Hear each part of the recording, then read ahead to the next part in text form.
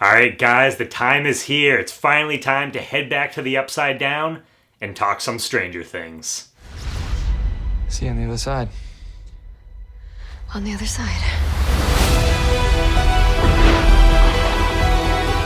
Hey guys, welcome back to Pop Culture with Pat. So today we are going to be talking about Stranger Things Season 4, Volume 1. This is going to be my non-spoiler review. I was debating about if I was going to do one review, having kind of the non-spoiler at the beginning and then spoilers at the end. But I figure it's probably going to be a really long video if I do it that way. So I'm going to split this thing up. So this is going to be my non-spoiler review. So if you guys haven't seen the season, you don't have to worry about spoilers. I am going to do a separate review with, obviously spoilers in it, but like Easter eggs, different things like that. So that should hopefully be coming soon. But without further ado, let's go ahead and talk about Season 4.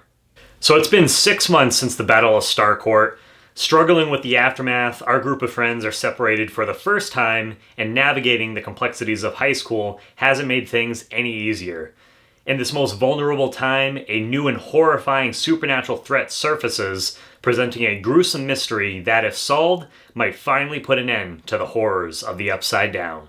So obviously I'm a huge fan of Stranger Things, as you guys can see. I got stuff from Season 4. If you haven't seen it, you're not going to probably recognize it, but got the Hellfire Club t-shirt, got Eddie's vest. Steve wears it at one point too. That's not really a spoiler, don't worry. But yeah, so I've just been a huge fan of the show ever since it came out on Netflix, several years ago now. I remember when it first was coming out, I saw an article for it in one of the magazines that I read and, saw the poster art and everything and was like, oh, this looks like it should be a really cool show. Saw the trailer, was even more hyped for it. But I kind of thought it was going to be something that, like me, some of my friends would probably like. Wasn't going to be this massive hit that it ended up becoming, once it actually launched. But sure enough, later that week, that first season, it was all over my social media. So, and ever since then, I've been watching every season. As soon as it comes out, right away, binging it.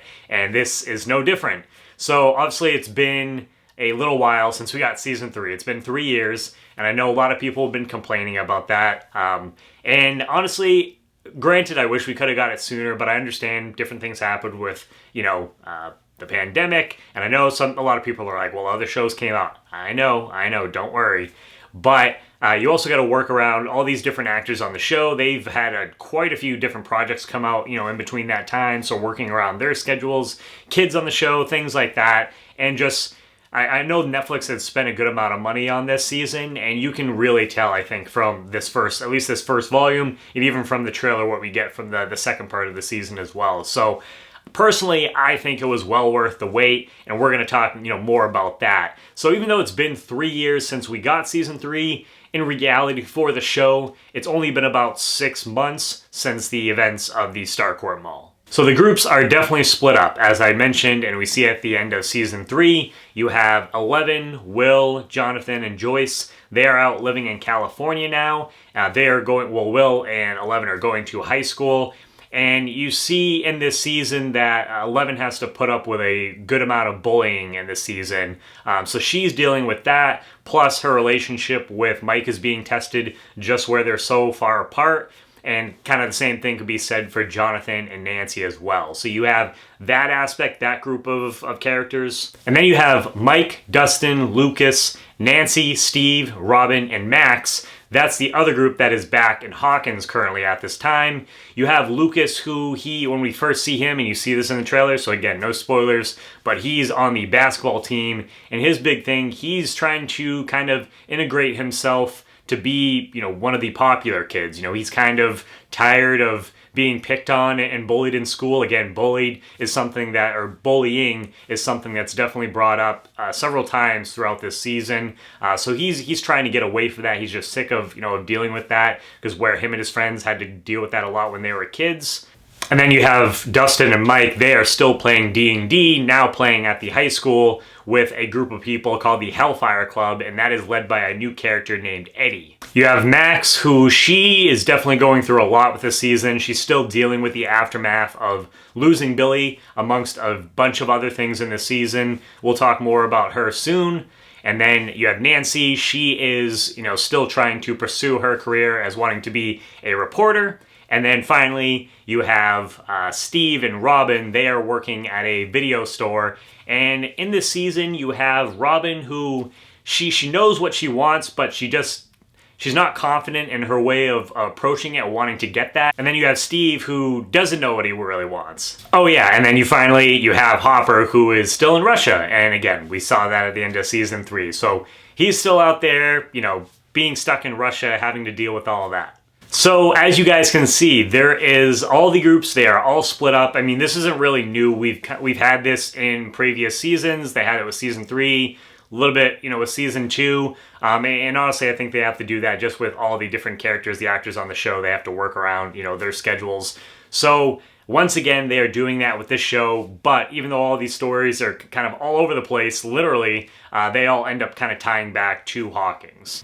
So, this season, too, what I wanted to really talk about is this season is, I would say, much darker than the previous 3 seasons of Stranger Things. Season 3 got pretty dark at times, but I would say this is definitely the darkest by far, so just kind of a warning if you do have little kids that watch the show, because I know Stranger Things does have a pretty wide audience. You've had kids who have followed this since they're, little kids and kind of grown up now, but there is still some younger kids that watch this, so just a heads up, there are some elements to this season that could be a little frightening for them. Nothing that obviously scared me, where, I love horror, so I absolutely loved this season so far for that specific reason, but just want to give you guys a heads up. And this movie, some of the influences on this particular season, you have A Nightmare on Elm Street, you have Carrie, you have Hellraiser. Those are just a couple of the horror influences on this season, but the biggest one by far is definitely A Nightmare on Elm Street. We'll talk a little bit more about that, specifically probably in the spoiler section, because I don't want to go into too many details, but it does have to do with the villain of this season, which is Vecna. Definitely has some inspirations from there, which I really, really dug. And you also get a Robert Englund appearance in the season, which it was announced quite a while ago. So if you guys didn't know that, it's not really a spoiler, but you do get an appearance by the horror legend himself as well. So also, not only is this season darker just because it leans more into the horror elements, but it also tackles a number of different subjects, such as I already mentioned already, but bullying, grief, depression, loss, different things like that.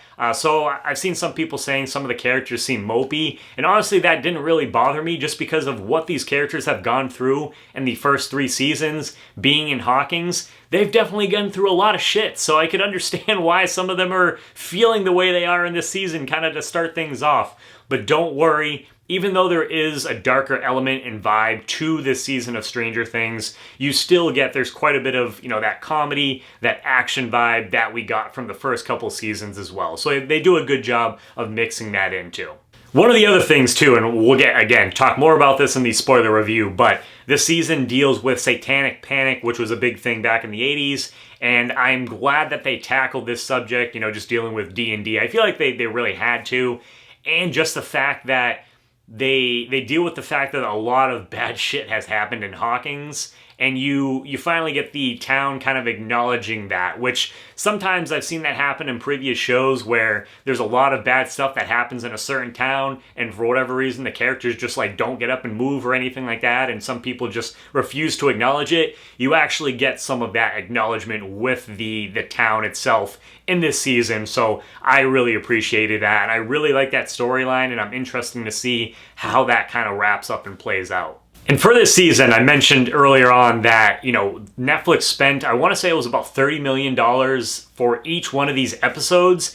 And in my opinion, you can definitely tell that's the case, because each one of these episodes, honestly, almost feels like its own movie, which was so freaking cool. And just a heads up, if you're going to try and binge this thing in one sitting, even just this first volume, it's quite a bit to get through. But I never felt like anything really dragged, really. We'll talk about my one little nitpick, I guess, with that aspect, but nothing ever really feel like it dragged or like any of the episodes needed to be shortened down.